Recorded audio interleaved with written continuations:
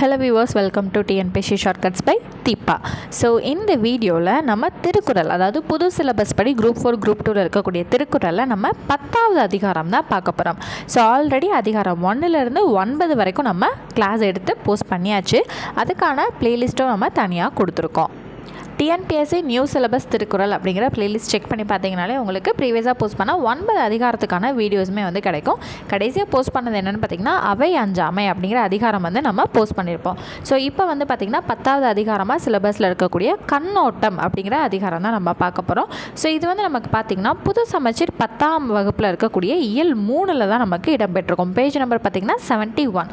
So மொத்தமே வந்து ஒரு 3 திருக்குறள் தான் இருக்கும். ஸோ 11வது 12வது 13வதுன்னு சொல்லிட்டு இந்த கண்ணோட்டம்ங்கிற அதிகாரத்தில் மொத்தமே 3 திருக்குறள் தான் நமக்கு ஸ்கூல் புக்கில் பிளேஸ் ஆகிருக்கு. ஓகேங்களா?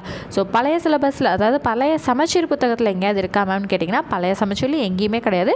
புது சமச்சீரில் வேறு எங்கேயுமே கிடையாது. இந்த ஒரே ஒரு இடம் 10ஆம் வகுப்பு 3வது இயலில் மட்டும்தான் நமக்கு பிளேஸ் ஆகிருக்கு. ஓகேங்களா? ஸோ இன்றைக்கான முதல் திருக்குறள் என்னங்கிறத பார்த்தலாமா? பாருங்கள். பண் எண்ணாம் பாடற் கேபின்றேல் கண் எண்ணாம் கண்ணோட்டம் இல்லாத கண். ஸோ என்னோட ரீட் பண்ணுவோமா? பண் எண்ணாம் பாடற் கியைபின்றேல் கண் எண்ணாம் கண்ணோட்டம் இல்லாத கண். ரொம்பவே சிம்பிளான ஒரு திருக்குறள் தான். பாடலோடு பொருந்தவில்லை எனில் இசையால் என்ன பயன், அதுபோலவே இரக்கம் இல்லாவிட்டால் கண்களால் என்ன பயன். ஸோ இப்போ ஒரு பாட்டு வந்து கேட்குறோம், சரிங்களா? ஸோ இப்போ அந்த பாடல் வந்து அதோட இசைக்கு, அந்த லிரிக்ஸுக்கும் அவங்க பாடுறதுக்கும் அந்த மியூசிக்குக்கும் ஒரு பொருத்தமே இல்லாமல் இருந்துச்சுன்னா கேட்குறதுக்கு நல்லா இருக்குமா? அப்படி இருந்தால் அந்த இசைனால் என்னங்க பயன் அப்படிங்கிறதா இருக்குது இல்லைங்களா? ஸோ மியூசிக் செம்மையாக இருக்குங்க, ஆனால் என்னங்க இப்படி மனுஷன் பாடி வச்சுருக்காரு. அப்போது பாடலோடு பொருந்தவே இல்லைன்னா அந்த இசை எவ்வளோ நல்லா இருந்தாலும் என்ன பயன்? அதை போல் கண் வந்து எவ்வளோ ஷார்ப்பாக நமக்கு தெரிஞ்சாலுமே ஒருத்தவங்க கஷ்டப்பட்டுட்ருக்காங்க நம்ம கண்ணு முன்னாடி, ஆனால் நம்ம ஒரு இரக்கமே இல்லாமல் நம்ம அதை க்ராஸ் பண்ணி போகிறோன்னா அந்த கண் இருந்து என்ன பயன் அப்படிங்கிறதான் சொல்கிறாங்க. ஓகேங்களா? அதுக்கு உவமையாக எதை பயன்படுத்தியிருக்காங்க? பாடலோடு பொருந்தவில்லைனா இசை வந்து இருந்தும் என்ன பயன், அதே போல் இரக்கம் இல்லைன்னா நல்ல கண் இருந்து என்ன பயன் அப்படிங்கிறத வள்ளுவர் வந்து எடுத்து சொல்லியிருக்காரு. ஸோ இந்த அணி, இந்த திருக்குறளோட அணி என்ன கொடுத்துருக்காங்க? எடுத்துக்காட்டு உவமை அணி. ஸோ திருக்குறளோட ரீட் பண்ணி பார்ப்போமா?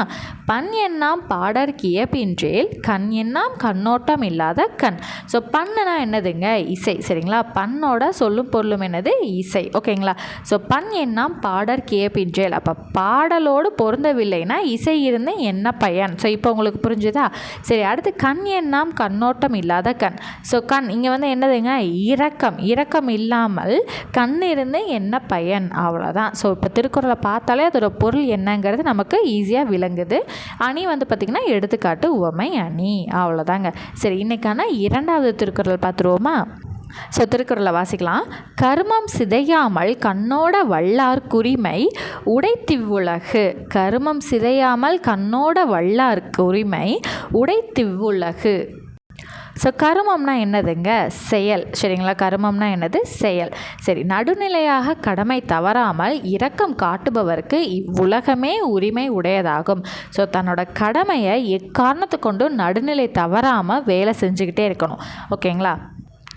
அந்த விஷயத்தை இந்த திருக்குறளில் நடுநிலைமை தவறாமல் தன்னோட கடமையை செய்யணுங்கிறது எப்படி சொல்லியிருக்காங்கன்னா, இரக்கம் காட்டுறதுல இருந்து நம்ம நடுநிலையாக தவறாமல் கடமை வந்து வேலை பார்க்கணும்.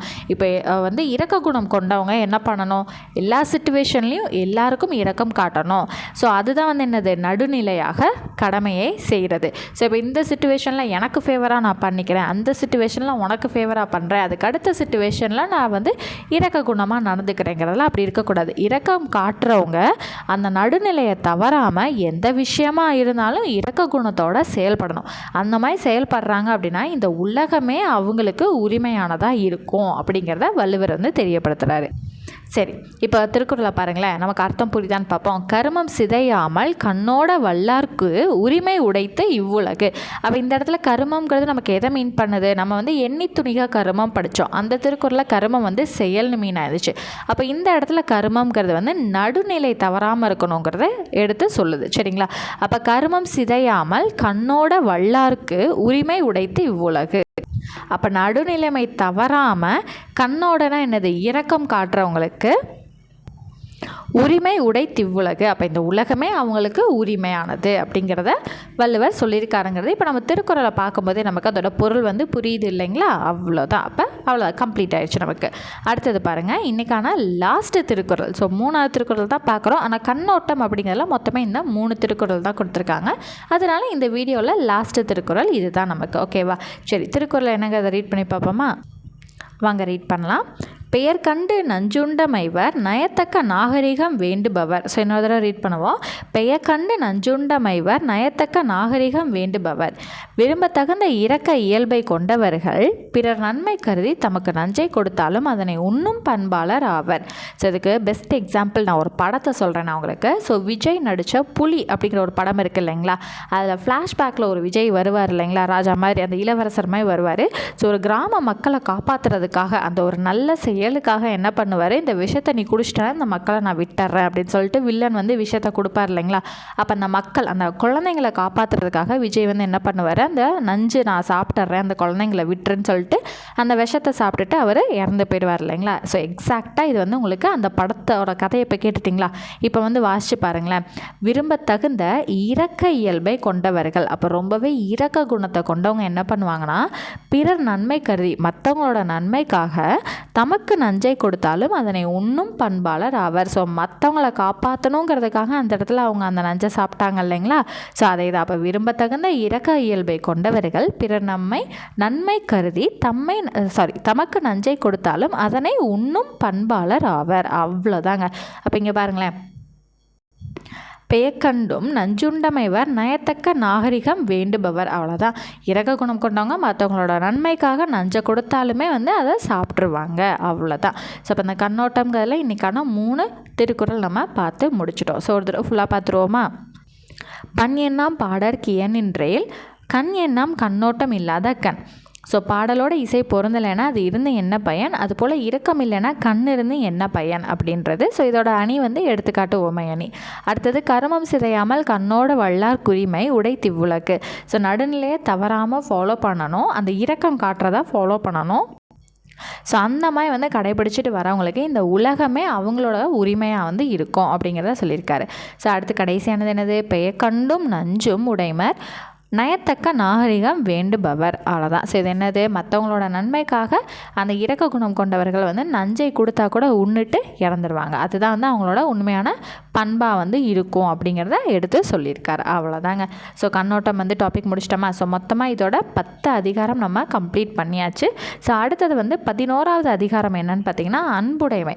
ஸோ இது ஆல்ரெடி நம்ம பழைய சிலபஸ் இருந்த டைம்லேயே அன்புடைமை வந்து நம்ம ஒரு திருக்குறளாக டீச் பண்ணியிருந்தோம். அப்போ மொத்தமாக எத்தனை வீடியோ இருக்கும்? 10 வீடியோ இருக்கும் இல்லைங்களா? அதை இந்த புது பிளேலிஸ்ட்டோடையே நாங்கள் வந்து உங்களுக்கு அட்டாச் பண்ணிடுறோம். ஸோ 11வது அதிகாரம் அப்படியே கண்டினியூ நம்மளோட பிளேலிஸ்ட் ஃபாலோ பண்ணிட்டு வந்தீங்கனாலே உங்களுக்கு இருக்கும். அடுத்து வந்து பார்த்திங்கன்னா நம்ம என்ன அதிகாரம் பார்க்க போகிறோன்னா கல்வி அப்படிங்கிற அதிகாரம். ஸோ 12வது அதிகாரம் என்னது? கல்வி. ஸோ அடுத்த வீடியோலேருந்து நம்ம கல்வி தான் வந்து போஸ்ட் பண்ண போகிறோம்.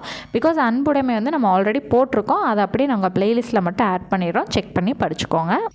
ஸோ அடுத்த அதிகாரத்தில் நான் உங்களை மீட் பண்ணுறேன். ஸோ இப்போ தான் ஃபர்ஸ்ட் டைம் நம்ம சேனல் பார்க்குறீங்க அப்படின்னா மறக்காமல் நம்மளோட சேனல் சப்ஸ்கிரைப் பண்ணி வச்சுக்கோங்க, பக்கத்தில் இருக்க பெல் ஐக்கானே கிளிக் பண்ணி வச்சுக்கோங்க, உங்களோட ஃப்ரெண்ட்ஸுக்கும் ஷேர் பண்ணி சப்போர்ட் பண்ணுங்கள். தேங்க்யூ.